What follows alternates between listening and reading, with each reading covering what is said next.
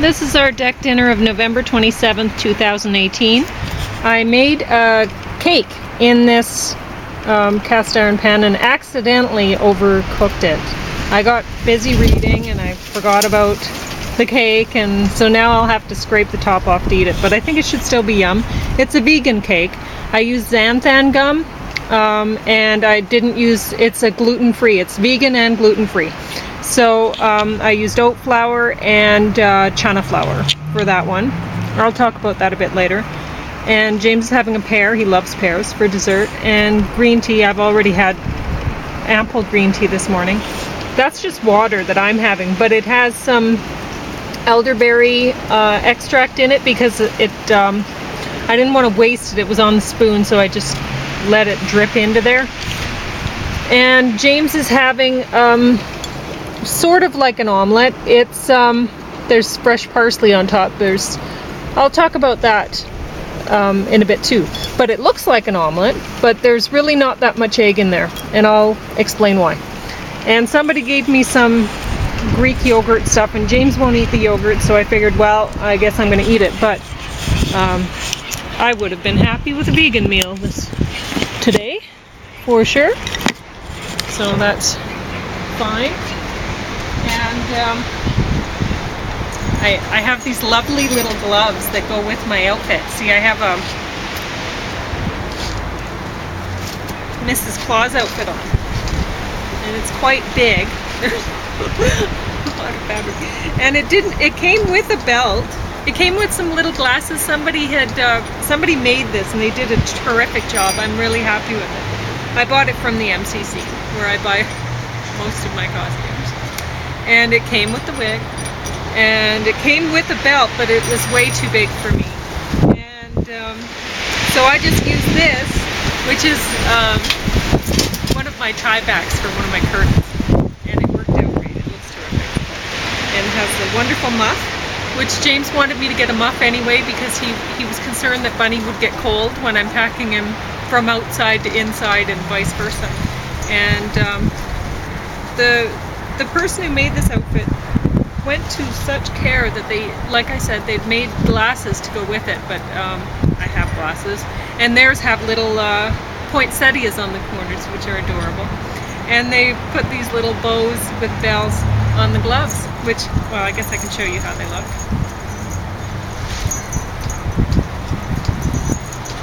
Fantastic.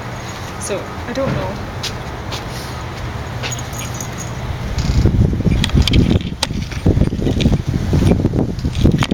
I guess I turned it on, so that's good. Boy, I'm really getting stuck trying to move around with this on. Awesome. Okay. Anyway, so this is warm out of the oven. I had to bring it out with a towel wrapped around. I can't tell. James gave me trouble today because I was holding a frozen thing, and he's like, that's way too cold to hang on to, because I can't tell anymore. My fingers don't have the feeling, so I end up burning myself and freezing myself quite a lot. So I was pretty careful packing out these pans, though. Oh! Hey! Back in! Get back in! You move it! Get back in. Move it!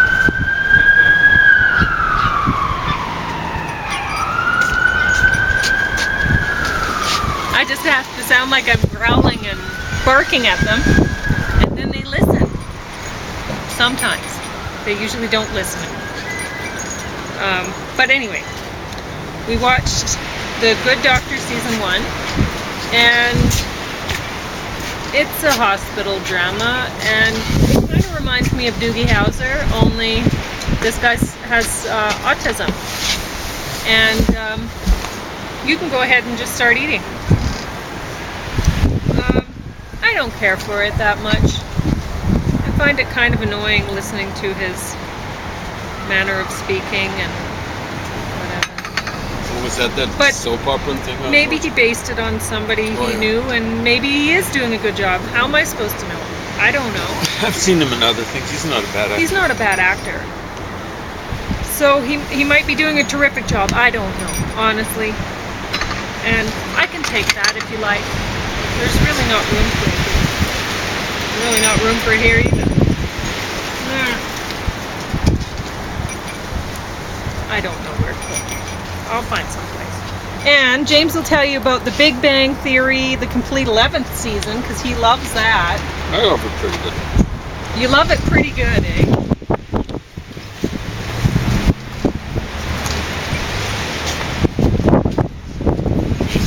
Are you losing your parsley? Yeah, I'm losing my mind. It's going so fast. It's very windy. So. It wasn't like this. No, it's picked right up. Yeah, maybe just eat the parsley. It's going. Well, I'm trying. Yeah. Okay, so I will talk about the reason that I'm wearing this outfit is not only because Christmas is coming. I'm making a few points. I've been reading loads of, I don't know what to do with all of this. I have too much stuff. So Wicca for One by Raymond Buckland. I enjoyed this book, but it's a little bit too Catholic seeming kind of approach to Wicca for me, but maybe, I don't know. Maybe some people are really into that. Like there's all sorts of things. Oh, I put my bookmark in the wrong place, I think. I wanted to mark where the inspiration for the cake recipe. There we go. I got it almost right, so I found it pretty quick. Page 88. He has a recipe for cakes. A lot of the big rituals and parties that they're having, the Sabbats and the S-bats, that's just the little deals. The Sabbats are the big ones. They have, there's a lot of singing and dancing or chanting or whatever, and then there's, you have some coffee and some wine, or some cakes and wine, or cakes and ale, or you can have juice. Anyway, but it's blessed, right? So you have these cakes, and you can make, for about half a dozen people, we would use 4 ounces of flour. To this add half a teaspoon baking powder, a third teaspoon of salt, 1 egg, and about a teaspoon of butter or oil. And he said if you want sweetened cakes, then you can add sweetener to taste. And you can also add small pieces of fruit, such as diced apple if you wish. Preheat cast iron pan. You can use cast iron muffin tins if you like. Lightly grease. Preheat the oven to 410 degrees Fahrenheit. Pour the batter in the pan and place in oven for 30 minutes. Well, I pretty much followed that, but you know, I found that the 410 oven's way too hot, and I would do a 350 oven next time. And what I would do is cover that pan so that you don't end up with a little burnt topping like I have there. It's not that pretty. But I used xanthan gum. I did not use egg. I did not use flour. I used chana flour, so chickpeas ground up, and I also used oat flour, so that's oats ground up, and I put cranberries in there, almond extract, orange flower water, what else? Oh dear, did I say cranberries? Cranberries.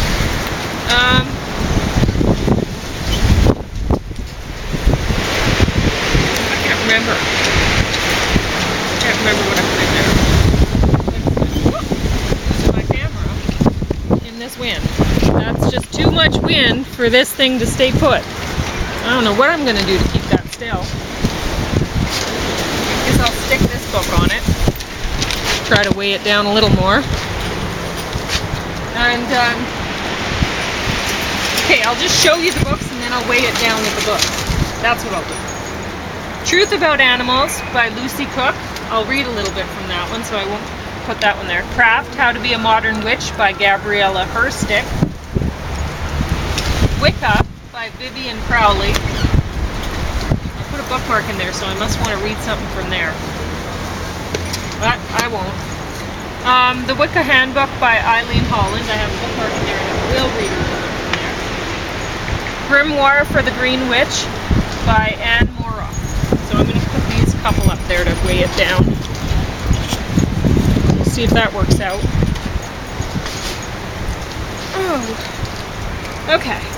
So, what I wanted to read out of this one, the Wicca Handbook by Eileen Holland, is about modern Wicca. This is right at the beginning. This is page 5. Modern Wicca began in England in 1939 when Gerald Gardner was initiated into a traditional British coven by Dorothy Clutterbuck, Old Dorothy.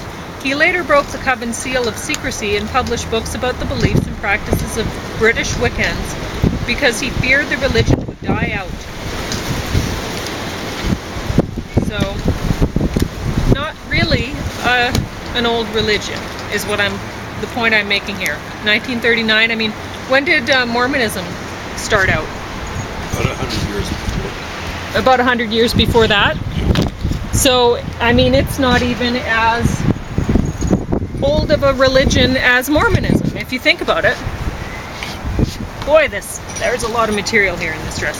Person did a great job. I'm so thrilled with this outfit. So, I'll talk about that one later. I probably have enough weight on that now.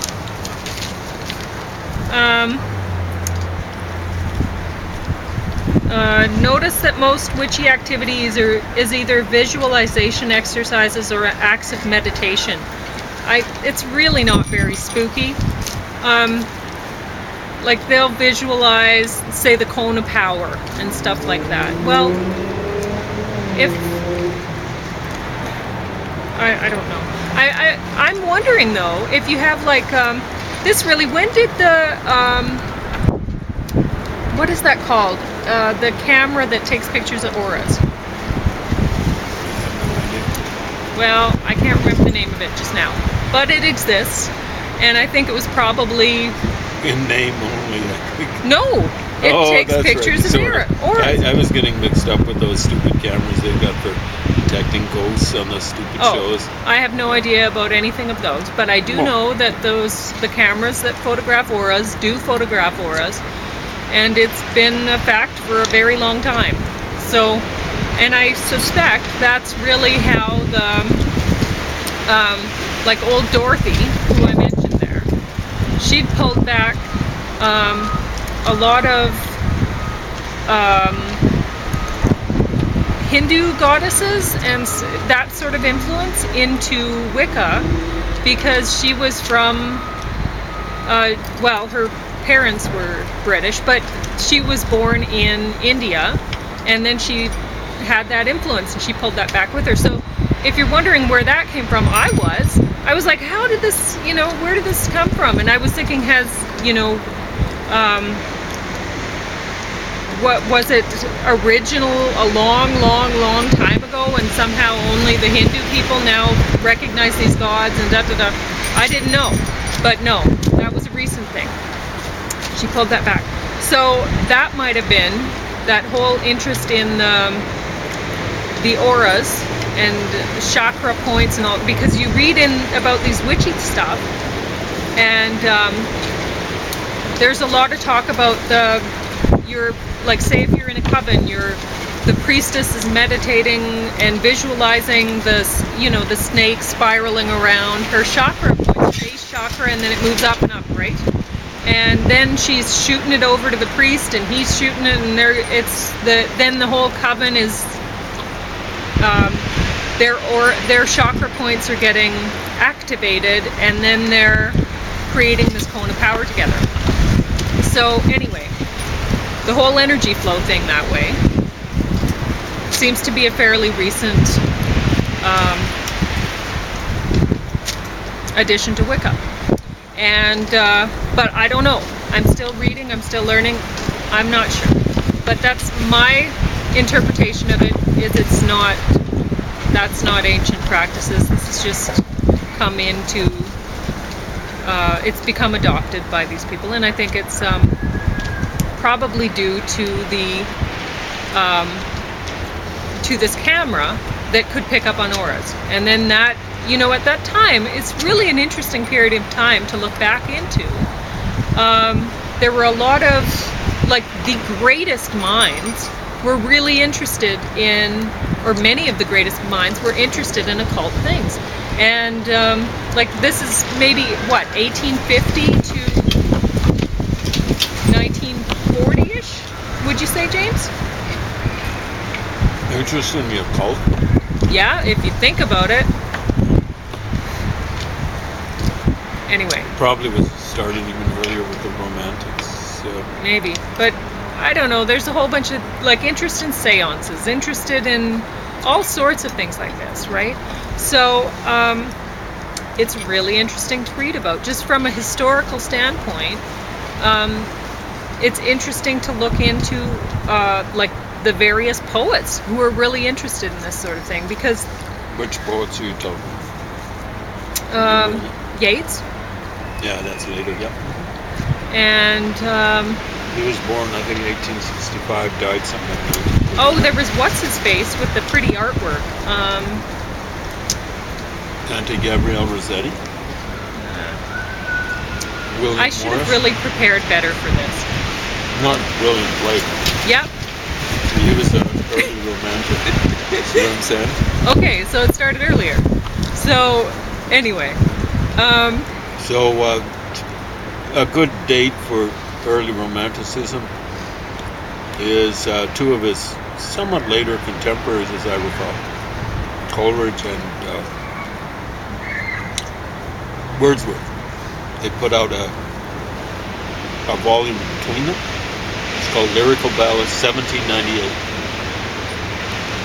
It's about 1800. Okay, well, I'm just going to read my notes. Wicca is not an ancient religion, because I'm not doing very well just talking off the top of my head here. What we know as Wicca today is based on ancient tribal Celtic religion, but it's actually a composite of several aspects of other ancient religions. Wicca was resurrected in the first half of the 20th century, it seems like. How much of Wicca is authentically ancient Celtic? The ancient Celts had an alphabet, so is it likely that they didn't keep reference material? Possible? To see Wicca today as reliably ancient is about the same as seeing Mormonism as identical to Catholicism or Islam or Judaism. Christianity and Islam must be seen as blasphemous interpretations of Judaism, and Wicca today must be seen as a blasphemous interpretation of the ancient Celtic religion. We must then ask ourselves, what value, if any, is there in learning about Wicca today? Why were so many of the greatest minds of the first half of the 20th century and earlier drawn to it? Why are people drawn to it today? An act of rebellion against patriarchal systems? All of us have tribal roots. Many of us have Celtic ancestors. Could it be our genetic memory drawing us to look into this, guidance from ancestors? Could it be that we don't feel like we are a part of a family any longer? Raised in this society of motherless children, is it that we're desperate for a mother, thus choose to seek out a great goddess to worship? While reading about the clothing being left outside the circle and different robes being worn for the inside of the circle, I was reminded of times when I was required to remove my clothing and wear specific clothing for patients when undergoing medical procedures. Many people have been looking seriously into North American tribal knowledge for healing chronic illness like cancer recently, since modern medicine hasn't provided attractive options for them. When one has an North American tribal ancestors are naturally, and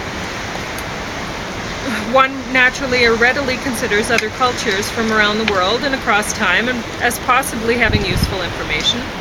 This may be what leads us to consider studying Wicca. Are we seeking out ancient knowledge of health-promoting natural cures? Is it that some people lack education about science today, so the modern medicine treatments are tantamount to magic today? Therefore, perhaps those people are drawn to finding a magic spell to cure them for their chronic health problems. There's a tradition that the candidate... Oh, I put page numbers here. Page 96, and I don't know which book that was, that the candidate should wait at least 1 year and a day prior to becoming initiated, first degree. If the coven feels that the individual's motives are confused, a longer period of training may be required. It's also traditional for the candidate to hand copy the grimoire. These traditions encourage those interested in learning the craft to be actively learning prior to initiation.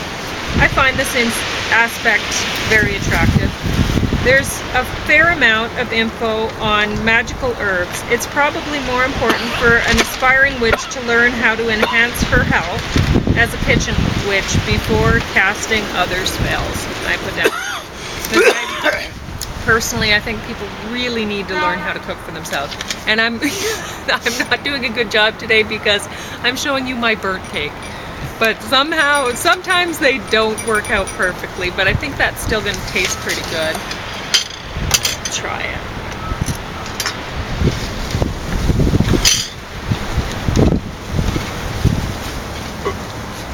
Comes out of the pan nicely. It's got a piece out of the middle.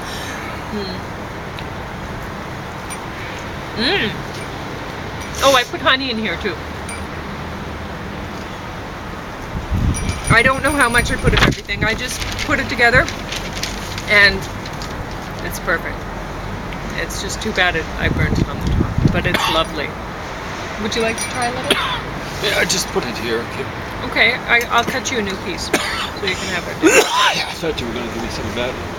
Huh? I thought you were going to give me some of that. So, what are those? Grapes or? Oh, tomatoes? They were tomatoes I forgot to bring in. They look fun. They were our harvested tomatoes. Yeah.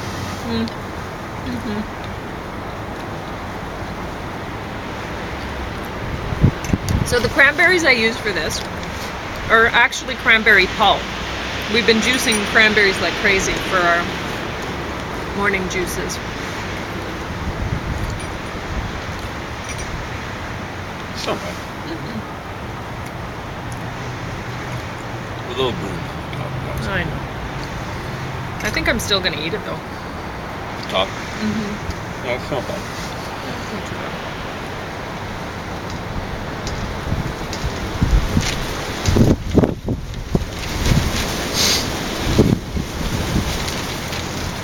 Yeah, I like it.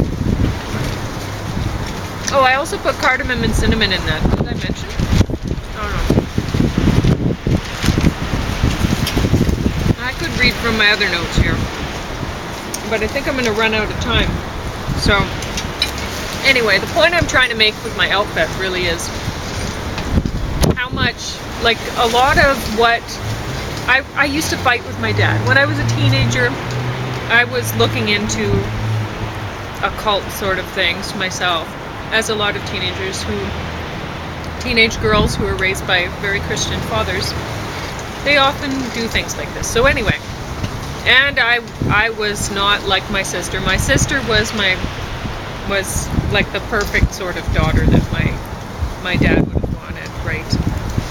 She was tame, and I was not.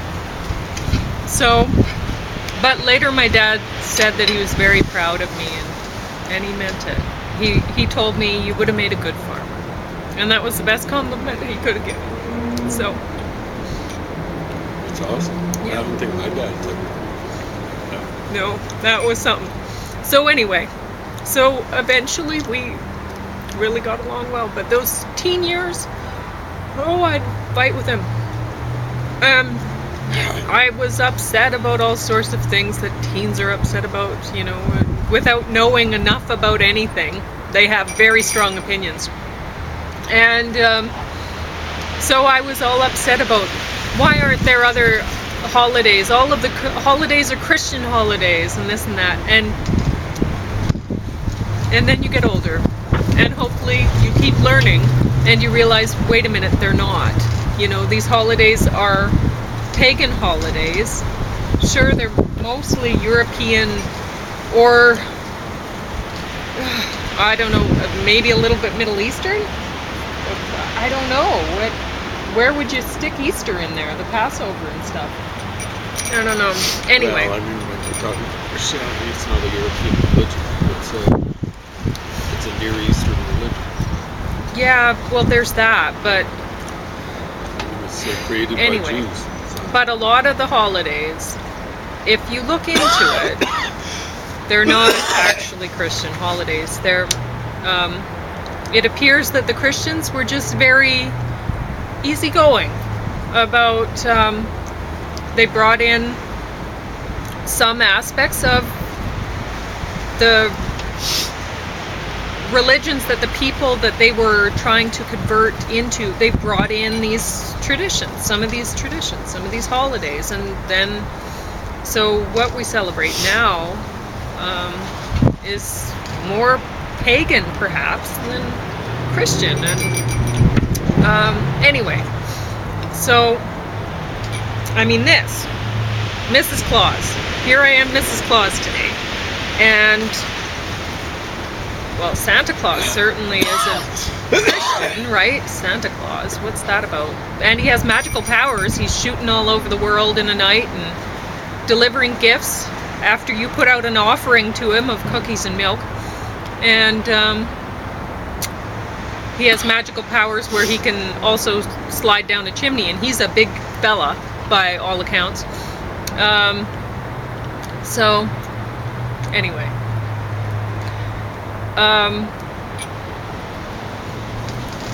so what I'm trying to say is people should maybe just lighten up a little bit and enjoy the holidays. And I mean,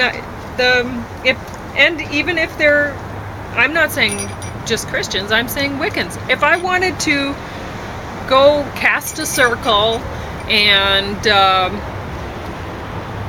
signal to the elementals and the watchtowers and all that, and get the whole thing empowered with some pure goodness and whatever, I could do that. Dress like this. This could be my ceremonial robe, and this could be just fine. This would work out just fine. Whatever. It doesn't matter. You don't have to be all wearing black and looking witchy. Like this, do it. Doesn't matter. What else was I going to say? Oh, I wanted to point out about, I think it was, well, it's all of them, but Raymond Buckland's book especially, he's using a lot of salt water. They're using salt water for purification, and that's great. But if you're out in nature, you go to a beautiful spot in nature, and you're casting your circle and you're sprinkling salt water all over the earth, salting the earth, so that you can pray to your mother goddess who loves the earth. She's, responsible for all growth from the earth. Honestly, is that a good way to show your appreciation for your mother goddess, salting her earth so nothing can grow? Seriously. If you're salting in areas like, say, you're casting your circle on the beach and you're putting salt water, okay, that's fine, because nothing's going to grow in the beach. Or if you're, because it already is salty water. If you're casting your salt water around your living room floor and then you're mopping it up later, that should be fine too. But if you're going out to a pretty lush vegetated spot and you're throwing salt water around, anyway, so that's that. And now I'm going to read from this, because